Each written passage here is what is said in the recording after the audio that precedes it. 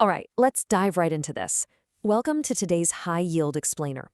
If you're a medical student gearing up for board exams, or honestly, just someone fascinated by the sheer, terrifying power of microbiology, you are in exactly the right place.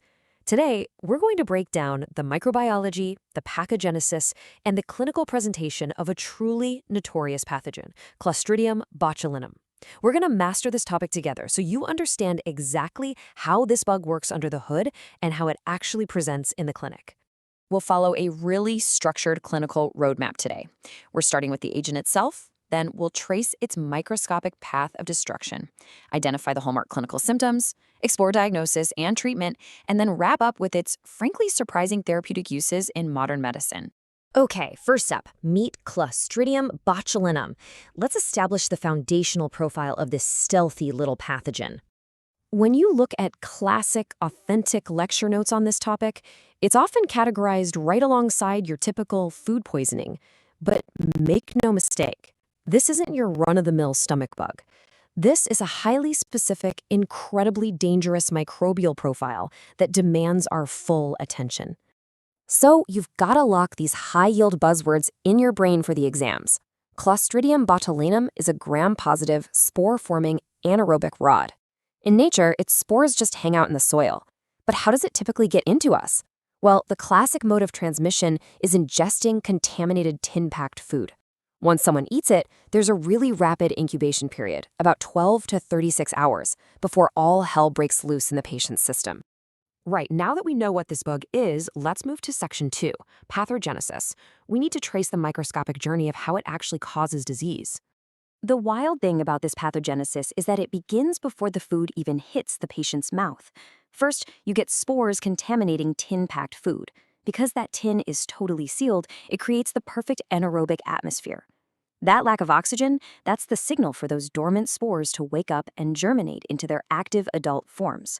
Once they're active, they release a deadly exotoxin, the botulism toxin, directly onto the food. So when the patient eats that canned food, they are ingesting the preformed toxin. They aren't just swallowing bacteria, they're literally swallowing a loaded weapon. So once that ingested toxin hits the GI tract, it's rapidly absorbed into the blood. From there, it travels straight to its primary target, the neuromuscular junction, or NMJ. And here is the absolutely crucial high-yield mechanism you must know.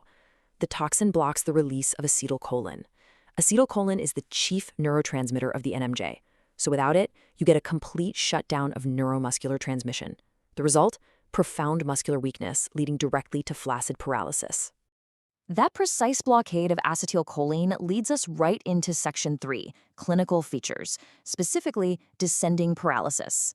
Let's look at what this terrifying crisis actually looks like in a patient. When this patient shows up in the ER, the presentation is sudden and startling. You'll see a really rapid onset of flaccid muscle weakness. But notably, and this helps differentiate it from regular food poisoning, you actually see significantly fewer gastrointestinal upsets. The primary issue here is entirely neurological and muscular. You absolutely have to memorize this classic top-down descending pattern of paralysis. It starts up high at the cranial nerves with ptosis, or drooping eyelids, and diplopia, which is double vision because the extraocular muscles are paralyzed.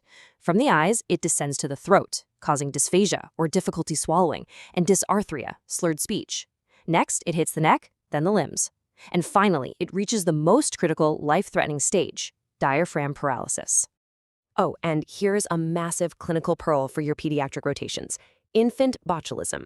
While adults usually get this from tin-packed food, infant botulism is classically linked to newborns eating honey.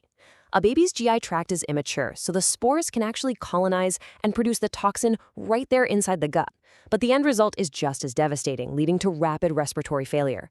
This is exactly why you're universally warned to never ever give honey to a newborn. As that paralysis cascades downward toward respiratory failure, clinicians have to act fast. That brings us to section 4, diagnosis, differentials, and treatment. Before we treat, we have to rule out mimickers. For your differential diagnosis of descending paralysis, always compare botulism against myasthenia gravis. Botulism, sudden onset, insanely rapid progression. Myasthenia gravis, on the other hand, is insidious.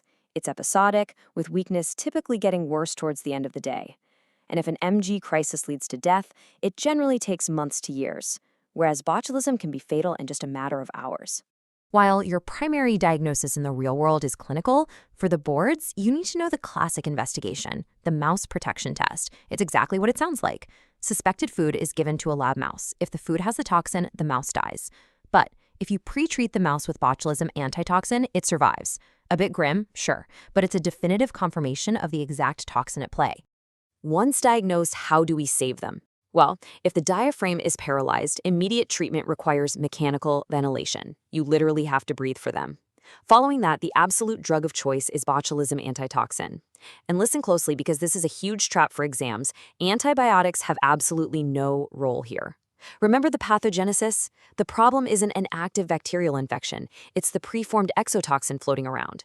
Antibiotics won't do a single thing against a preformed toxin. Okay. In a really ironic twist of modern medicine, let's look at our final section, the therapeutic uses of the toxin. How we harness this deadly agent for good. This just brilliantly illustrates the dual nature of pharmacology. Because this toxin is so powerful at relaxing muscles, we use it therapeutically for conditions caused by painful muscle spasms. For achalasia, we inject it to relax a spastic lower esophageal sphincter. We use it to relieve the intense spasms of anal fissures.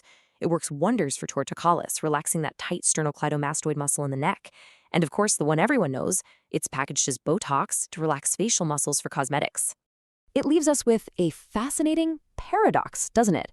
The exact mechanism that makes Clostridium botulinum a lethal killer, its brilliant ability to block neuromuscular transmission, is the exact same thing that makes it a profoundly useful tool in modern healing. Pretty wild. Thank you so much for joining me for this explainer. Keep reviewing these foundational concepts, trust your structured learning, and I'll catch you on the next